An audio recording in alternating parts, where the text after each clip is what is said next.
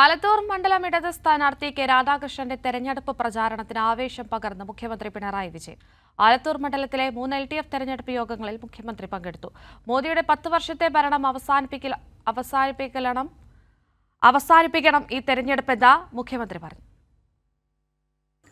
ആലത്തൂർ മണ്ഡലത്തിലെ വടക്കാഞ്ചേരി, ആലത്തൂർ, നെന്മാറ എന്നിവിടങ്ങളിൽ നടന്ന ഇടതു സ്ഥാനാർത്ഥി കെ രാധാകൃഷ്ണന്റെ തെരഞ്ഞെടുപ്പ് യോഗങ്ങളിലാണ് മുഖ്യമന്ത്രി പങ്കെടുത്തത്.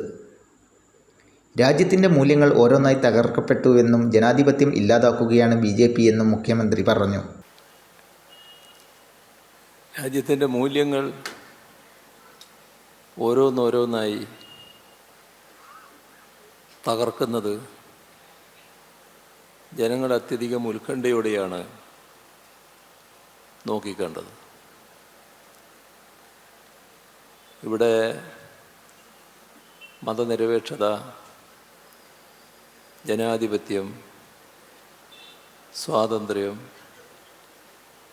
നമ്മുടെ രാജ്യത്തിൻ്റെ ഒരുമയും ഐക്യവും ദേശീയോദ്ഗ്രഥനം എല്ലാം അപകടത്തിലാവുന്നതാണ് ജനങ്ങൾക്ക് അനുഭവപ്പെട്ടത്. പൗരത്വ നിയമ ഭേദഗതിക്കെതിരെ ഒന്നും മിണ്ടാത്ത കോൺഗ്രസിനെയും രാഹുൽ ഗാന്ധിയെയും വിമർശിക്കുമെന്നും മുഖ്യമന്ത്രി. പൗരത്വ നിയമ ഭേദഗതിയെപ്പറ്റി മാത്രം ശബ്ദമില്ല. അതാണ് രാഹുൽ ഗാന്ധിയെ പേരെടുത്ത് വിമർശിച്ചത്. എന്തുകൊണ്ട് ശബ്ദിച്ചില്ല? നിങ്ങൾ ശബ്ദിച്ചോ? സമാപന യോഗത്തിലെങ്കിലും പറയുമെന്ന് വിചാരിച്ചു, പറഞ്ഞോ?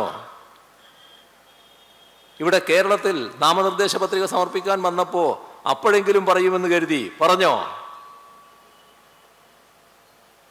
ഇതല്ലേ വിമർശനത്തിൻ്റെ കാതൽ.